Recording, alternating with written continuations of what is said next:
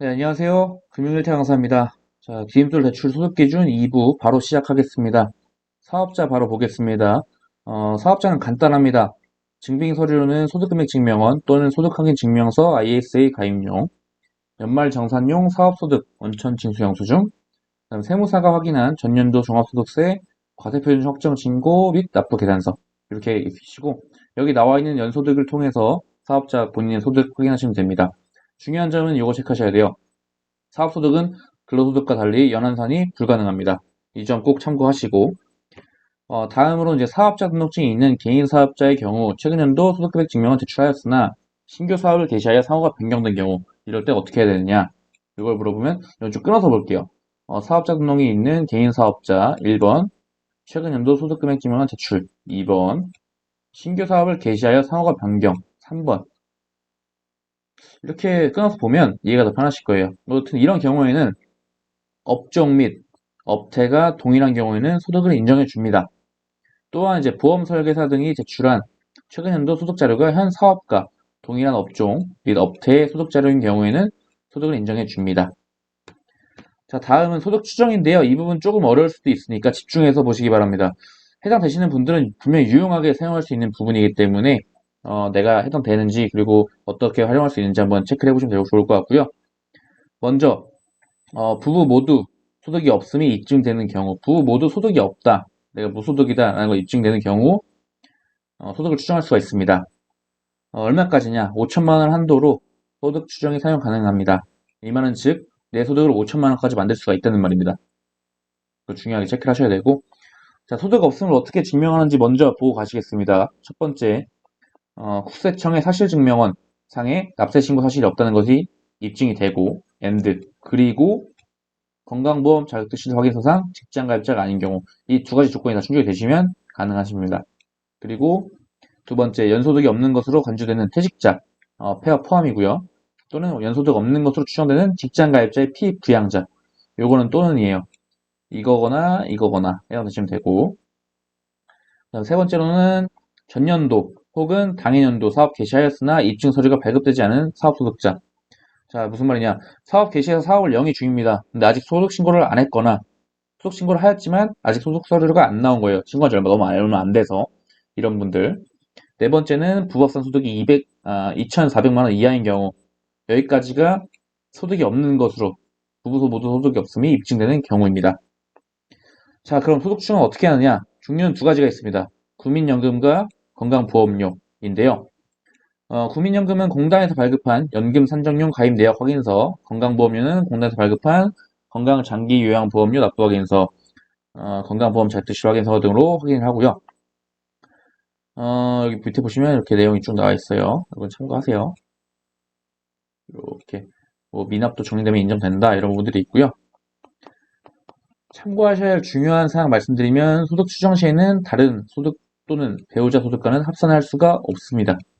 합산이 안 돼요.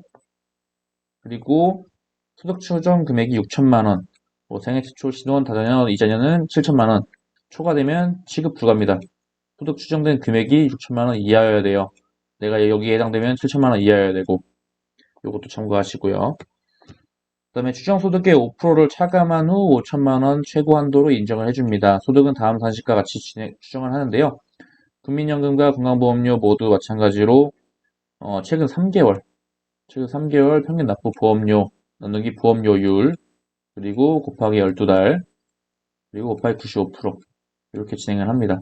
다만 이제 가장 대출 대상자 및 금리 판정 할 때는 100%로 곱해서 연소득을 산정을 하고요.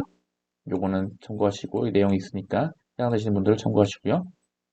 중요한 거 추정소득 진행할 때는 LTV가 최고 60%까지 내려갑니다. 원래 생애 최초는 80% 그리고 기본은 70%까지가 최대잖아요.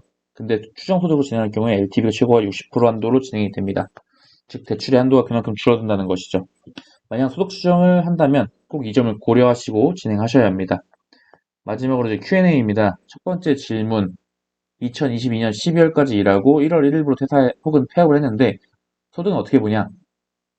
자, 소득은 무조건 현재 시점으로 판단합니다. 현재 시점. 그러므로 즉 무소득으로 간주됩니다.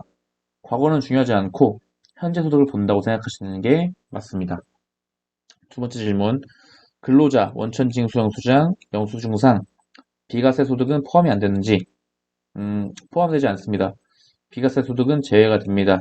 이 원천징수 영수증상에 나와 있는 비과세 소득은 제외가 되기 때문에 소득을 계산하실 때 잘 참고하시고요. 세 번째로는 해외 소득 쓸 수 있는지 물어보시는 질문. 해외 소득 인정 불가능합니다. 오직 국내에서만 발생 소득만 인정 가능합니다. 이렇게 참고하시면 될 것 같고. 네 번째는 2021년도 연소득이 6천만 원이고 2022년도 연소득이 6,100만 원인데 디귿돌 대출 대상자가 되기 위해서 2021년도 소득으로 쓰고 싶습니다. 가능할까요? 상황에 따라 다릅니다. 근로사업 소득의 경우에는 과세 신고하였으나 아직 2022년도 소득 입증 자료가 발급 안 됐다면 21년도 소득 입증 자료로 연소득이 사용이 가능하다. 그러나 2022년 소득 입증 자료가 발급되는 경우에는 2021년도 연소득이 사용이 불가능합니다. 2022년 연소득을 사용해야만 합니다. 그러니까 이 밑에의 경우에는 디귿돌 대출 대상자가 될 수가 없겠죠. 2022년도 소득을 사용해야만 하니까 6,100만 원으로 6천만 원이 초과돼 버리니까요. 마지막으로는 이제 구독자 사연 상담을 해보려고 하는데요. 이전 영상에서 구독자님이 댓글로 문의를 주셨는데요. 상담해드리는 이유는 다른 분들도 보시면서 본인 상황에 맞춰서 생각을 해보실 수 있을 것 같아서 만들게 되었습니다. 자, 제공해주신 정보를 정리해보면 디귿돌 생애시축 문의를 하고 싶다고 하셨고 지방 아파트 구매하고 싶다고 하셨고 시세는 2억 정도시고 현재 연봉은 1,400만 원이고 기타 시간에 투잡을 하고 있으나 이제 현금으로 받고 계시다고 했고요. 부부 합산 신용대출은 6천만 원 정도 있으시고 원리금 균등으로 상환하고 계신다고 했어요. 그리고 자녀는 2분이라고 하셨고요. 자, 바로 대출을 최대로 받을 수 있는 방법을 알려드릴게요. 금리가 낮아야 DTI가 낮게 계산되기 때문에 디귿돌 대출을 최대한 활용하는 것이 좋다고 생각합니다. 주신 정보 중에는 부족한 정보들이 있지만 그건 이제 가정을 해가지고 한도 및 DTI 계산하는 방법을 알려드리도록 하겠습니다.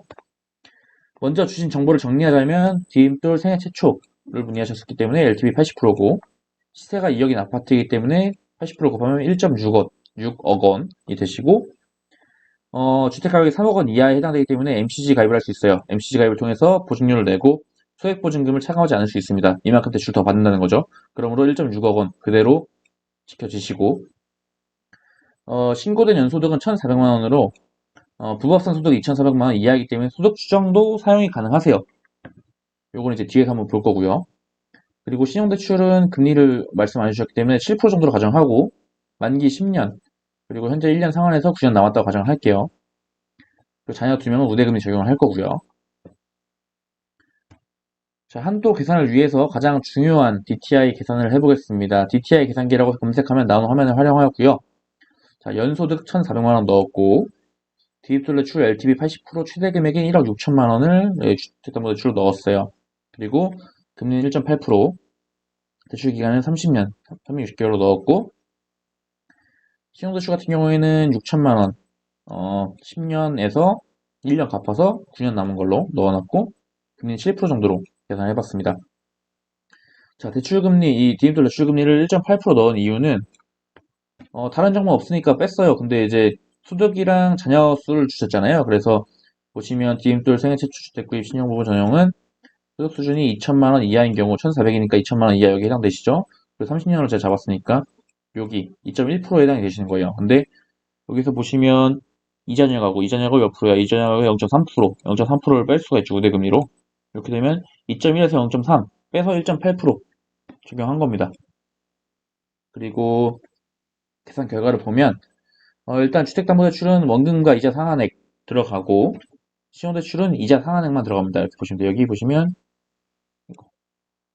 원금 상환액과 이자 상환액 요거는 이제 디귿돌 대출 들어가는 거고 여기는 원금은 안 들어가죠. 이자만 들어가죠. 이건 신용대출이고 그래서 총 원리금 상환액이 나오는데 연소득에 대비했을 때 계산했을 때 DTI는 65.11%가 나옵니다. DTI 60% 초과하기 때문에 대출들은 불가능합니다. DTI를 내리기 위해서 소득을 높이고자 이제 추정소득을 사용하자고 하면 LTV가 60% 내려가요. 아까 설명드린 것처럼. 그러면 지금 80%의 LTV를 사용할 수 없기 때문에 결과론적으로는 이제 오히려 대출 한도가 더 줄어버립니다. 그래서 DTI에 맞추기 위해서 오히려 디귿돌 대출 금액을 줄여서 다시 계산을 해보자 합니다. 이거 보시면 다른 조건들은 동일해요. 1,400 동일하고 하는데 이제 보시면 대출 금액, 디딤돌 대출 금액을 1억 4,300만 원으로 줄였습니다. 이에 따라서 주택담보대출의 원금과 이자 상환액도 같이 줄어들었고요. 그렇게 줄어드니까 총 원리금 상환액이 같이 줄어들었죠. 그래서 DTI는 59.96%로 산출되었고 60% 이하이기 때문에 대출이 가능하세요. 1억 4,300만 원까지는. DTI를 맞추기 위해서 이제 대출 금액을 줄여서 계산을 해봤는데 구독자님 같은 경우에는 이제 디딤돌로 하셔야 대출 금리가 적게 나오시고 그에 따라서 대출 금리가 적게 나와야 이 DTI를 낮출 수가 있어요. 계산되는 왜냐면 여기 보시면 이자가 있잖아요. 이자 상환액이. 근데 만약에 금리가 높아져 버리면 이게 올라가죠. 그러면 DTI가 올라가겠죠. 그러니까 디딤돌 대출을 받아서 대출 금리 적게 나오게 하고 그에 따라 DTI를 최대한 낮출 수가 있고 대출 한도를 최대한 올릴 수가 있는 거죠. 그러니까 여기서 뭐 더 받고 싶다 하시면은 다른 방법을 알아보셔야지 뭐 다른 뭐 특례보금자료나 특례보금자료나 주택담보대출로 대출 알아보는 거는 의미가 없다는 거죠. 지금 현재 구독자님 입장에서는. 그러니까 물론 이제 주신 정보가 이제 많지가 않아가지고 정확하지 않은 부분들도 있겠지만 이러한 방법으로 이제 다른 분들도 본인의 상황에 맞게 계산해서 자신의 한도를 대략적으로 예측을 하시면 될 것 같고요. 저는 영상 등을 통해서 이제 제가 알고 있는 최대한의 정보를 드리고자 노력하고 있고 영상을 보시는 분들이 모든 분들이 합리적인 선택하실 수 있게끔 만들어 드리고 싶어요. 이상으로 영상을 마무리하고 여러분들이 필요한 정보를 가지고 다음 영상에서 뵙겠습니다.